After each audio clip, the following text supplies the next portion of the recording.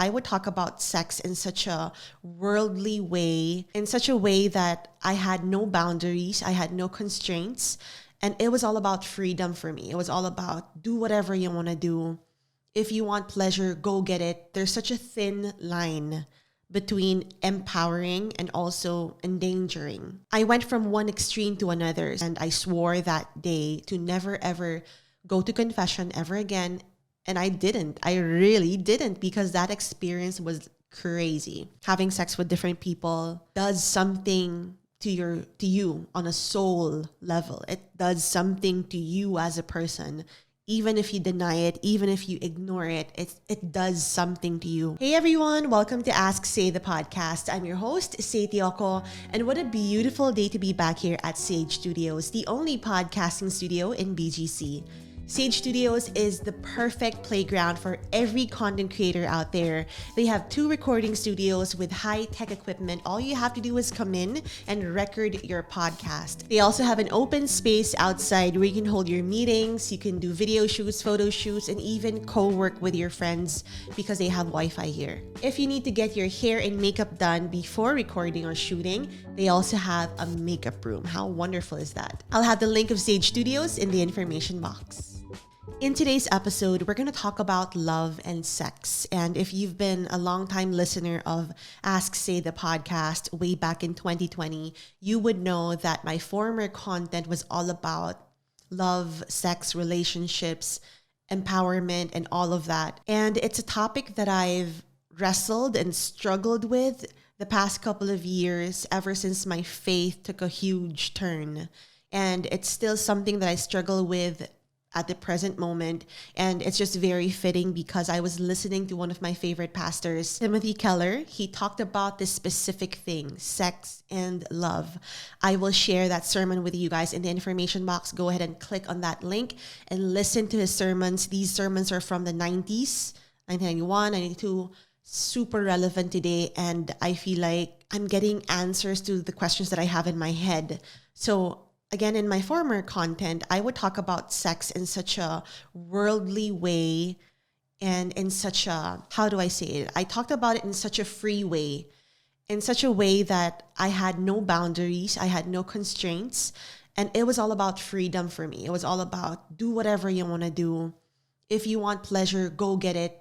I talked about it in such a self-glorifying way, and obviously now I know that that's not the way to do it. And I realized a year later that there's such a thin line between empowering and also endangering, because you don't know who's listening to you. And this, we tie it back to the episode wherein we talked about responsible consumption and creation. Because again, when you create content, you don't know who will listen to you. You don't know who will heed your advice. You don't know who will follow your steps. So we really have to be responsible, especially around the topic of sex and love. I went from one extreme to another. So I went from talking about sex all the time, all the different kinds, what to do, what not to do, and all of that, to moving quite slowly to the other extreme. And I did not realize that I was going to that, which is also, in a way, not good. So when I listened to the sermon of Timothy Keller, or Tim Keller, one sentence struck me the most. And he said, if you treat sex as just a way to get pleasure, you will find that it leads to loneliness, not intimacy. If you treat sex as dirty, you rob it of the joy God meant for it to give. Isn't that so beautiful? You rob it of the joy God meant for it to give. Sex is a beautiful gift. It's a beautiful gift. It's a beautiful thing. You know, it got me thinking, oh my, sex is so beautiful. It is so beautiful. You know, when I talked about it in my former content, I talked about it in such a way that it is one of the most fulfilling things in the world. And when I talked about it back then, not in the context of Christianity, we already know that there are soul ties. We already know that when you have sex with someone, you feel this supernatural welding. You get bonded to that person. You feel it. There's something more happening in the spiritual, you know, when you have sex with someone. Now I know that there's entanglements. a lot of things get entangled more than the physical. A lot of things get entangled also in the spiritual. And it's undeniable. I know that now. It's undeniable because I've been there. My early memory of sex in general is when I had to go to confession and I confessed to a priest, a Catholic priest, that I had sex with my first boyfriend. And he got really angry and he started shouting, not shouting, but he started raising his voice. And then the setup back then was like everyone was seated in such a way that they were like 3 seats apart. So then if you speak loud enough, they can hear you, right? So then the priest started shouting at me and saying, "Are you ready for kids?" Blah, blah, blah, blah, blah. I was very embarrassed because I know that people around us could hear. And in a way, I felt like it was a secret of mine that I wanted to confess because, I wanted to be like forgiven and stuff. But yeah, I was just so embarrassed, and that kind of tainted my view of confession and Catholic priests. And I swore that day to never ever go to confession ever again. And I didn't. I really didn't, because that experience was crazy. But when I became Christian, I know the importance of confessing your sins to one another, because then it won't be in secret. It will be out. It will be out in the open. So growing up, I got pulled into the world of, feminism. I got pulled into the world of worldly things, the usual things that we do growing up, partying, drinking, meeting guys and everything. I also met people along the way who viewed sex as something only to be enjoyed within the parameters of marriage. And I remember creating a podcast about it, and I was like, sex isn't just for procreation. I was crazy. I was crazy back then. You can still probably listen to that episode if you scroll down far enough. That was my view back then. It isn't my view now. In Timothy Keller's sermon, he says that sex is God's appointed way for two people to say to one another, "I belong completely, permanently, and exclusively to you."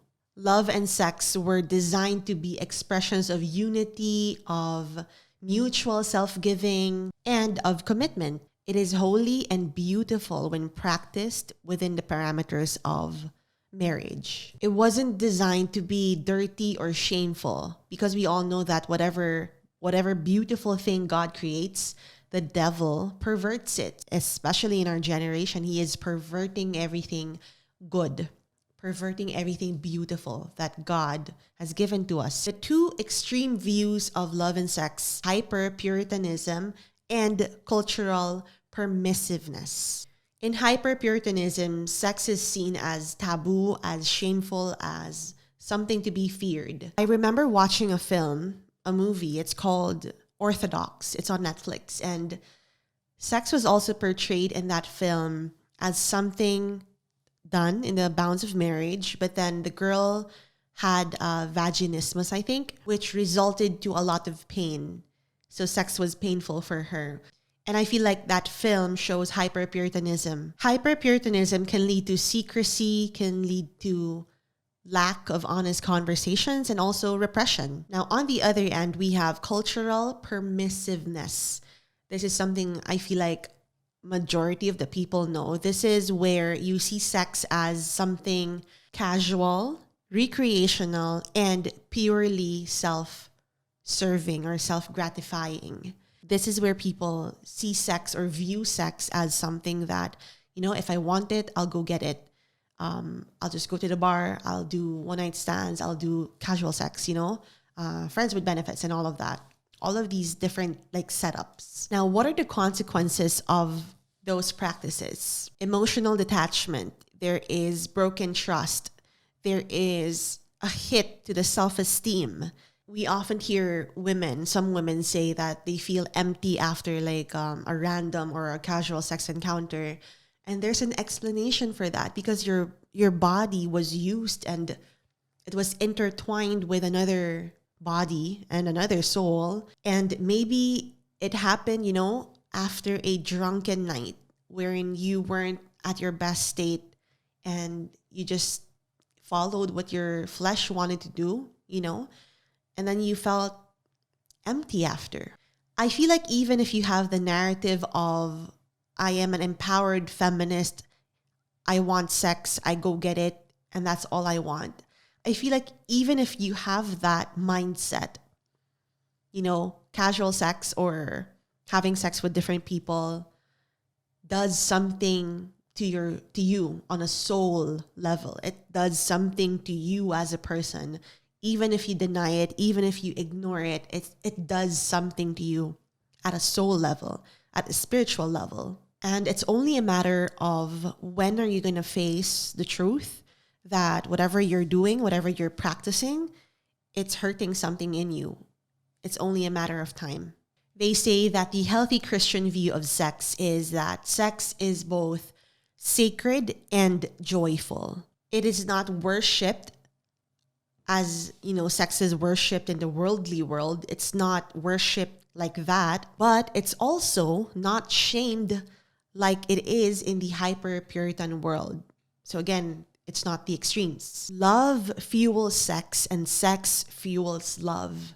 So it's a lifelong thing. It's a commitment thing. And it is not just transactional.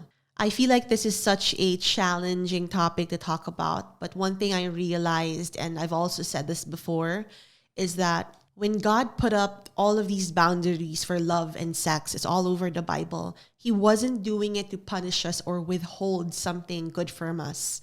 He was doing it to protect us. I am 1000% certain of that. He was doing it to protect us. Why does he say don't have sex outside of marriage? Why does he say don't do this, don't do that, and everything?